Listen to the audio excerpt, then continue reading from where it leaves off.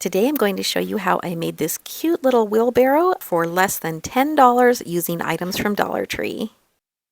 I'm going to start with this wooden crate I picked up at Family Dollar for $5.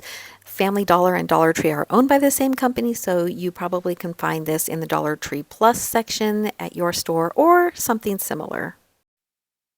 I'll also be using this round, chunky wood ornament from Dollar Tree. I'm going to use 4 of these 5-gallon paint stir sticks. So these are the bigger ones. They come in a 3-pack from Walmart for about $1.29 or so, and so you do need 2 packages of them. I'll also be using some wood filler as well as some chalk paint. Either I'm going to use this chiffon cream or I'm going to use this really pretty blue color called Dusk by Waverly. I haven't quite decided which one yet. And then I will be using some Waverly Antique Wax just to kind of give my project a little bit of a worn look. I'm also going to be using a little piece of a 3/8 inch dowel, and probably only like an inch long piece. And so I will need a drill bit that is just a little bit larger than that dowel so that I can put a hole in the wheel of my wheelbarrow. I'm going to start by cutting off those rope handles off of my little box, and then I'm also going to cut off that twine hanger from the wood ornament. Next, I'm going to fill in those holes where the rope handles were, and to do this, I'm going to use a metal ruler. I'm going to hold this underneath the hole, and I do recommend, if you're using the metal ruler, to use a fingertip protector. Because I'm going to fill the hole with hot glue and it'll make the ruler hot. And so I'm going to fill that with hot glue, pretty much trying to get it flush, but it's better to get a little less than too much. And then I'm going to hold that ruler on there until the glue sets up, and that gives me a nice flat surface on one side. And then I'm just going to repeat this for all of the holes in the box. And then I'm also going to fill the hole in the ornament the same way using the hot glue.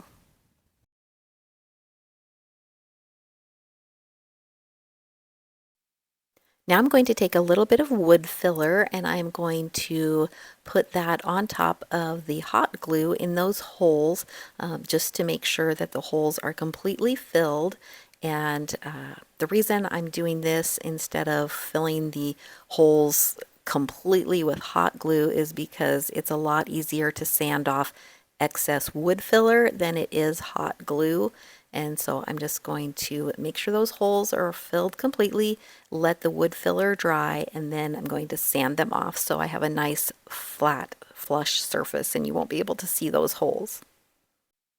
The easiest way I have found to mark the center of my circle is to trace my circle on a piece of paper and then cut out that circle from the paper. Then I'm going to fold the paper in half, and then I'm going to fold it in half again so I have a quarter circle. Then I will line that up on my wood piece, and where that center point is the center of my circle. So no matter where I position that on the circle, as long as that curved edge is along the edge of my ornament piece, then my point is going to be in the center. And I didn't show it on camera, but I just used my drill to drill a hole out in the center where I marked it, and then I'm just sanding it, making sure it's nice and smooth. Next, I'm going to take 2 of my paint stir sticks. I'm going to line them up, and then I'm going to take some painter's tape and wrap around them in a couple of places to hold them together tightly. Then I'm going to measure 14 inches from the narrow end of the paint stick, and then I'm going to use my miter box and saw just to cut off the ends there where I made the mark. Then I'll remove the painter's tape and use my sanding block just to clean up any rough or splintery edges.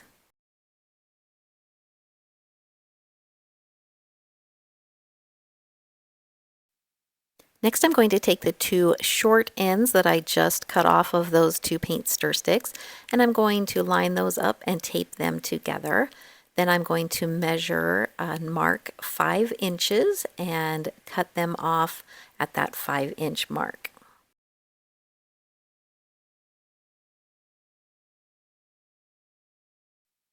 Then I'll remove the tape, sand down any rough edges, and then I'm also going to sand down that wood filler in those holes now that it's had plenty of time to dry thoroughly. For the handles of my wheelbarrow, I am going to take 2 more paint stir sticks. Now these are just a couple of scraps that I already had, but you could use 2 new paint stir sticks. And again, I'm going to tape them together, and I'm going to be using that narrow end of the paint stir sticks for the handles of my wheelbarrow. So I'm going to tape them together, and then I'm going to measure 5.5 inches from that narrow end, and that's where I'm going to cut these off. And again, I'll sand off any rough edges and remove the tape. Now it's time to start assembling the wheelbarrow. So I'm going to turn my box upside down, and then I'm going to take the 2 5-inch pieces and I'm going to glue them into one corner of the box on the bottom, just like this. And then straight across from that, I will glue the other one. And I'm using the super glue wood glue from Dollar Tree. This works great. And then I'm also putting a few drops of hot glue on there just to secure it while that wood glue sets up. These are going to be the back legs of my wheelbarrow.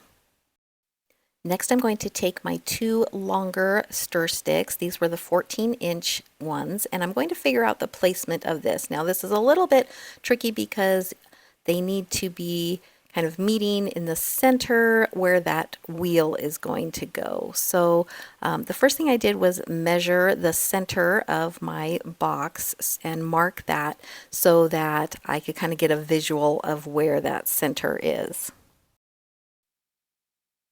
Then I centered my wheel on that I just set it there so I could get an idea of the width I needed in between my stir sticks.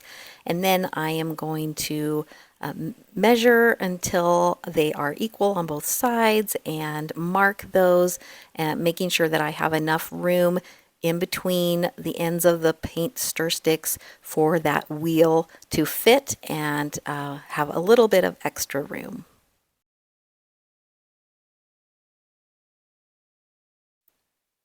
Now I would say this next step is optional, but because my box had kind of a raised edge all the way around the bottom of it, I decided to take my saw from my miter box and cut a groove on those marks so that my paint stir sticks would actually sit down in those grooves.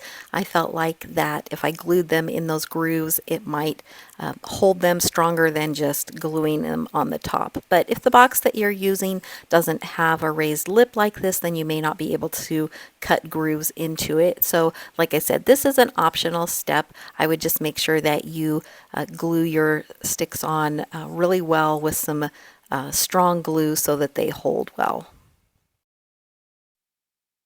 Then I'm going to glue my handles on, and these were the ends of the stir sticks that I cut at 5.5 inches. And then I'm just going to glue them at the top of the back of the box so it looks like handles on my wheelbarrow. And again, I'm just using some of that super glue wood glue and a little bit of hot glue.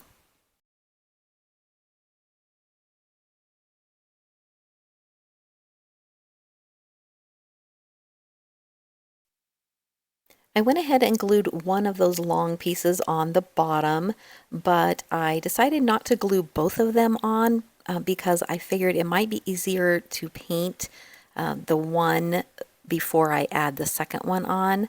I am going to put on my little axle for my wheel, and this is just like a 1-inch piece of that dowel that I cut down, and then I kind of just figured out, eyeballing it, where I wanted that wheel to go and glued that little piece of dowel to the paint stir stick.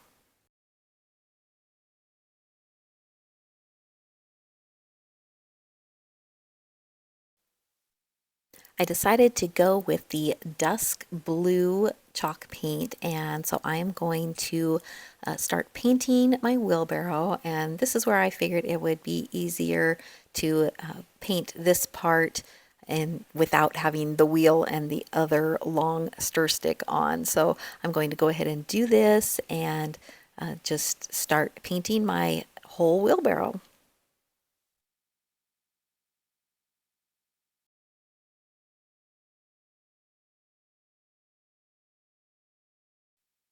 And for now, while I'm painting, I am going to avoid the spots where I will be adding my glue to glue that other paint stir stick in, because I want the glue to adhere to the wood and not to paint. So I am going to leave that until I get that glued, and then I'll go ahead and paint it. But otherwise, I'm going to paint all of the rest of my wheelbarrow, including inside the box as well as the wheel. I did just put one coat of paint on this because I wanted the wood to show through a little bit, and I like the looks of that, but it's purely up to you, the look that you want, if you want to give it more than one coat. So now I'm going to go ahead and add my wheel onto that dowel, and then I'm going to glue on my other paint stir stick. And so I had the notch where mine just fit right in because I had already measured and made that notch. So it was really easy to do this. If you didn't have a notch there, you would have to kind of play with it to make sure you had enough room for your wheel to turn if you want it to turn. Mine turns, but it doesn't have to. And one note here, I did forget to paint the inside of my paint stir stick before I added it to my wheelbarrow and added the glue and everything. So I had to kind of maneuver my paintbrush in there and get it painted the best I could. So paint your stir stick before you glue it on, and it will make it much easier. And as you can see, you can kind of see the wood showing through here, and I like that look, especially since I am going to take the antique wax and I'm going to make a real watery stain with this and go over the whole wheelbarrow. And this is going to give it a little bit more of an aged look. And I don't want it to be really dark, so that's why I watered it down. And then once I go over it, I'm going to take a paper towel and wipe off the excess. So it's just leaving a real light coat of the watered down antique wax. And I'm going to continue this over the whole wheelbarrow. And you can always add more, so it's okay to start a little bit lighter and then add more if you want it to be a little bit darker.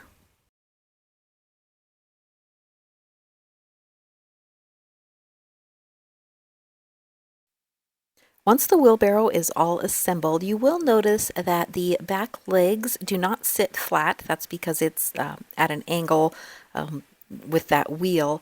And so you can leave it this way. It's not going to hurt anything, but if that bothers you and you want it to be flush with the table or floor, whatever it's sitting on, then here's a little hack for you.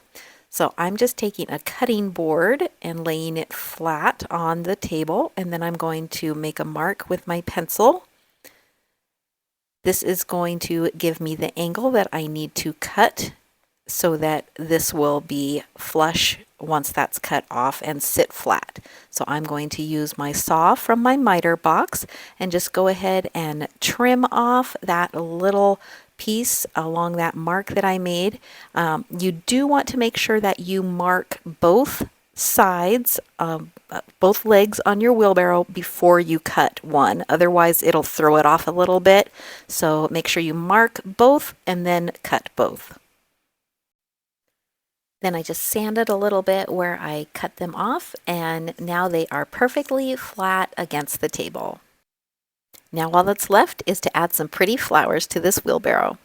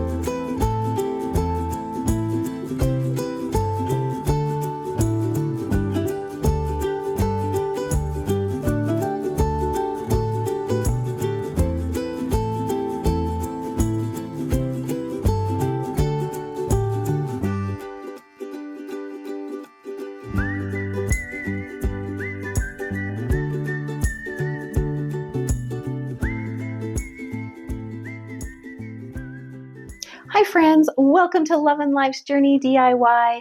Thank you so much for watching this video. If you are new to my channel, let me introduce myself. My name is Chantel and I live in Idaho with my husband Chris, and I love to do Dollar Tree DIYs and DIYs on a budget. I hope you're enjoying this video and my Dollar Tree wheelbarrow project. I've been wanting to make a wheelbarrow for quite a while, and I'm really happy with how this one turned out, and I was super excited to share it with you. So if you are liking this video, then please hit that like button. It really helps my channel. And if you haven't subscribed yet, hit that subscribe button. It doesn't cost you anything, but it helps me out a lot as well. And if you set your notifications, then YouTube will notify you every time I upload a new video, and you won't miss out on any DIY projects. So speaking of DIY projects, let's get into the next one. This is actually one that I did last fall, but it paired so well with the wheelbarrow project that I wanted to put it in this video as well and show you how it can be used for spring or summer. It's just great for all the seasons. So this is my Dollar Tree Wagon, and let me show you how to make it, and then I'll show you how I styled it for spring. For this project, I will be using 4 of the paper towel holders from Dollar Tree. I'll also be using these 2 pallet signs that I picked up from Family Dollar. If you have Dollar Tree Plus, they may have these signs as well. These were $3 each, but Family Dollar and Dollar Tree are owned by the same company, so be sure you check both stores. I'll also be using this wire paper tray as well as a rectangular sign board. This is just one that I had in my stash that I'll be using. I also had this 1x2 piece of wood in my stash. I think it's about 9 inches long or so. It doesn't have to be exact. And then I'll also be using some of these black zip ties from Dollar Tree. I also picked up 3 packages of the 5-gallon paint stir sticks from Walmart. These are the larger ones. There's 3 to a package, and we will be using all 9 stir sticks.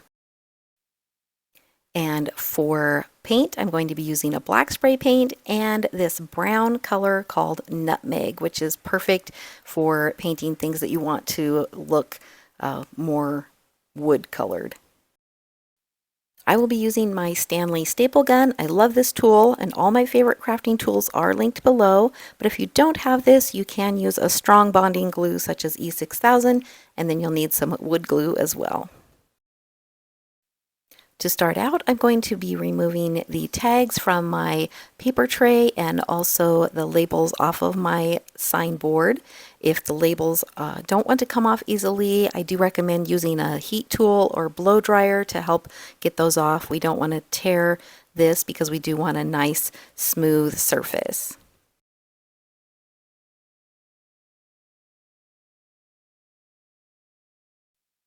Once I have the labels off, I am going to measure the width of my paper tray, and then I'm going to cut my sign board down so that it will fit down inside my paper tray.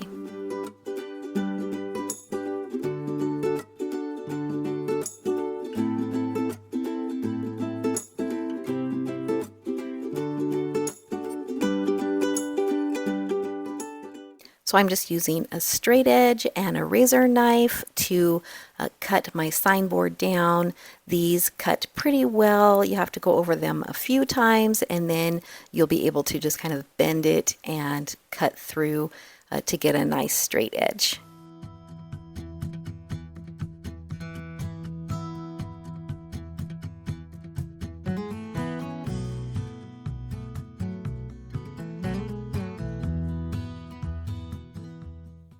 And now that I have the width correct, I'm going to mark the length, and I'm going to cut the sign board down that direction as well. And I'm making sure to cut off the end that has the holes where the hanger was so that I don't have to worry about filling any holes.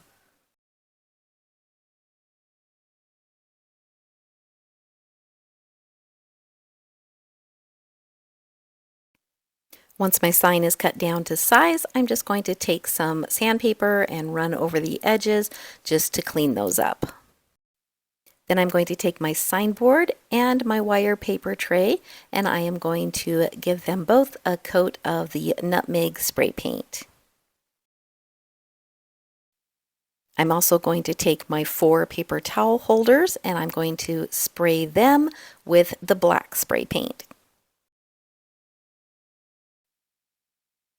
And with this sign, I did not worry about sanding off the glitter or the design on the one side of the sign because it's not really going to matter on this project, so I didn't figure I needed to spend the time and energy to do that. But I am going to spray both sides of the sign and then also the wire basket.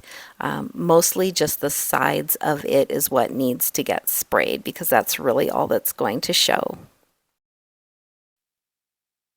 And I did use a couple of coats of the spray paint on all of these pieces just to make sure that they were covered well. So while all of those pieces are drying, I am going to prep all of my wood pieces. So I'm going to start by removing labels and hangers from my wood signs. And if you aren't able to find these particular signs, you could make your own using more of those wood paint stir sticks, but it just is so easy if you can find these pre-made palette signs. And the measurements on these signs that I got are 14 inches by 7¼ inches. I want these to have kind of a stained look, but I don't love using stain. I think it's messy and hard to control, especially if you want a light colored stain. So I'm going to be using just some brown craft paint and I'm going to water it down. And I'm going to kind of test it on the back of the sign to make sure I like the looks of it. And then I'm going to paint all of my wood pieces in this same color. I prefer doing it this way because it's just so much easier to clean up. I think it's easier to work with as far as getting the color that you want. It will dry lighter, and so I usually have to go over it a couple of times, but I just really prefer working with the paint as opposed to the stain. But if you like stain, definitely you can do that, or you could also paint this. And I am making sure to paint both the front and the back and all of the edges and the sides of this palette sign because it's all going to show. And then I'm going to do the same thing with the second palette sign. I also want all of my paint stir sticks to be this same color, so I am going to be painting all 9 of them with this same paint. But as you can see, I'm going over them with a little bit of sandpaper where they have some splinters and rough edges. And I will be cutting these down. I won't be using the full length. So I went ahead and left them long before painting them. And that way I kind of have a handle to hold on to. However, I will be painting one of the stir sticks the full length because that's going to be the handle of my wagon. And then I'm just going to paint them all both on the front and the back and on all of the edges. Once all of the pieces that I spray painted are dry, I did go over them with some matte finish sealer, a couple of coats of that just to make sure that the spray paint was sealed and that it wasn't going to chip off. And now I'm going to be assembling my wheels and axles for my wagon. So to do this, I am going to take 2 of the paper towel holders and I am going to place them together, just one on top of the other, so that I have the base of each paper towel holder on one on each side, and then I just have the long part sitting on top of each other. And then I'm going to zip tie those together, one on each end. And then I'll just snip off the extra part of the zip tie. And repeat that with the other 2 paper towel holders.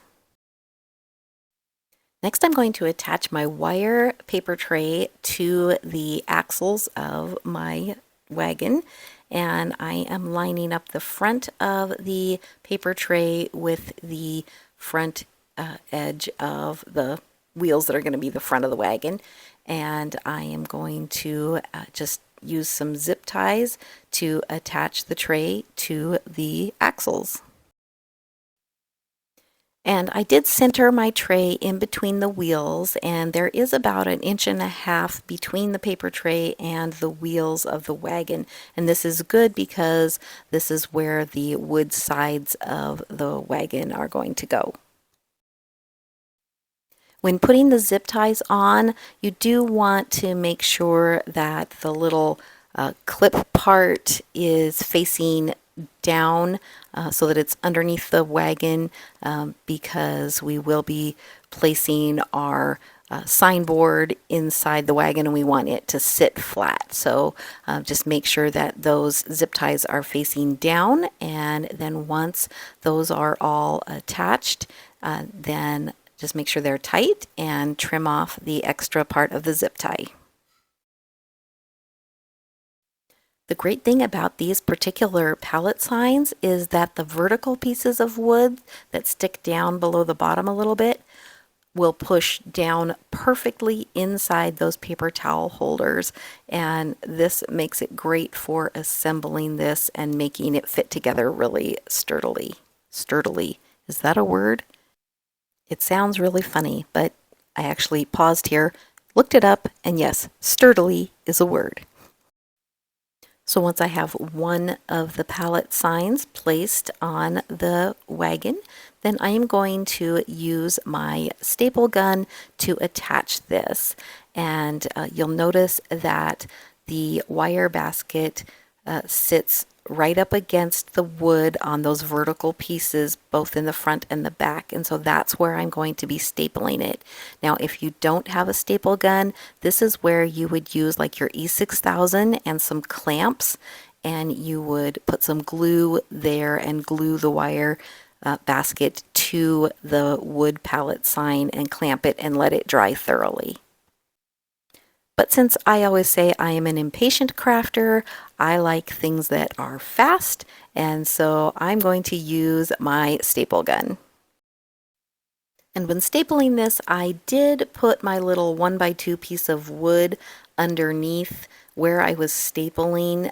This just gave it more support so that I could press down harder and get a nice tight staple. And then I'm going to repeat the exact same thing with the other pallet sign.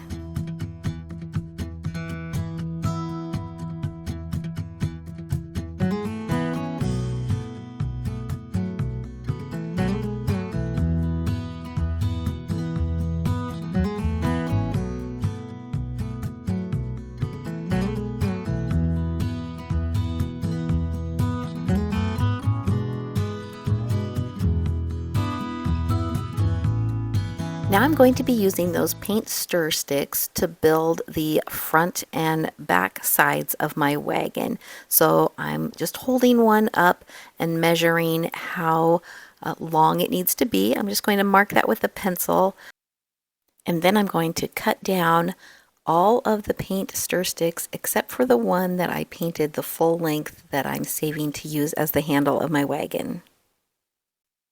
So I'm going to use my miter box and saw to cut down these stir sticks, and instead of cutting them one at a time, I am going to stack them 4 together at a time. And to hold them in place, I am going to put 1 or 2 zip ties around them just to hold them together, and then I will saw them off on the mark that I made, and then just remove the zip tie. And this makes it really easy to hold them all together so that you get a nice cut right where you need it to be. And again, all of my favorite crafting tools are linked below, like this miter box and saw. But one of my very favorite things is this little USB rechargeable handheld vacuum. This little thing is amazing for cleaning up glitter and sawdust and all of the crafty things. And it is not very expensive, so do yourself a favor, put it on your wish list for someone to get you as a gift because you will love it. Or buy it as a gift for yourself. Okay, so now that we have those 8 stir sticks cut down to size, I am going to use some wood glue and a little bit of hot glue to attach these. And I'm going to be putting one flush with the top of my palette signs and then another flush with the bottom, and then I'm going to just space the other two appropriately in between.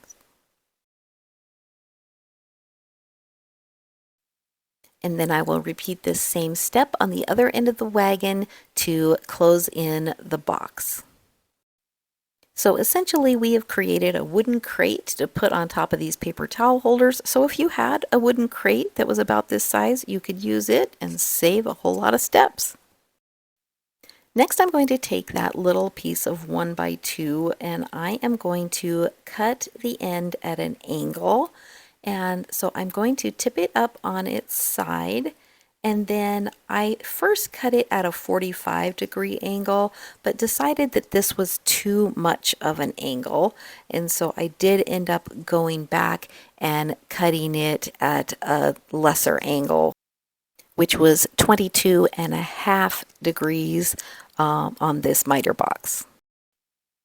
Then I'm going to sand off any rough edges, and then I'm going to paint this with the same watered down brown paint that I used for all of the other wood pieces. Next, I'm going to position this piece of wood on the bottom of the wagon at the front, and I'm putting it so that the angle that I just cut on that is at the front of the wagon, and this is so that my handle is going to slant backwards and lean up against the front of the wagon, as you see here. Now that I have an idea of where this needs to be placed, I am going to flip my wagon over, and I'm going to use quite a few zip ties to zip tie this to the bottom of the wire paper tray so that it is nice and sturdy.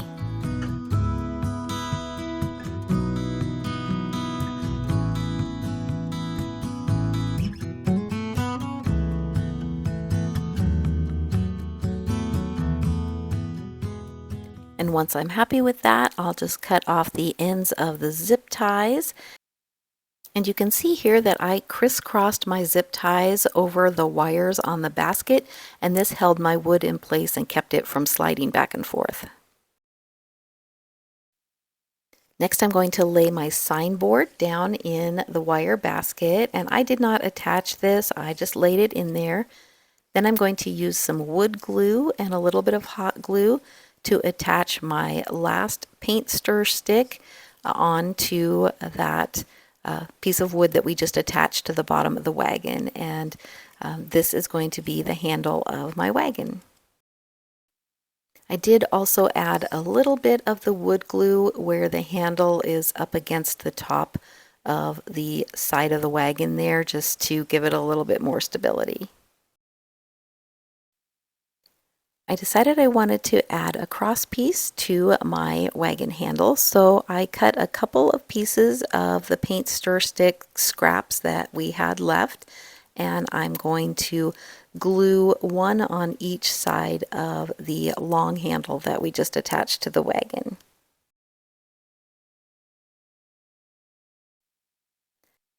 To style this for spring, I'm going to add these little Dollar Tree crates to the bottom just to use these as risers, and then I'm going to add some containers of florals that I just had in my stash, and I just kind of mixed and matched them for some bright spring colored flowers and arranged those, and then to kind of fill in around those containers, I decided I wanted a little bit of greenery, but I didn't want anything too full or overpowering, so I had some of this lamb's ear that I decided would be really nice to add, and so I just tucked that down around the containers so that it kind of filled up the space, and I really like the muted green colors, so I think it looks really good for spring.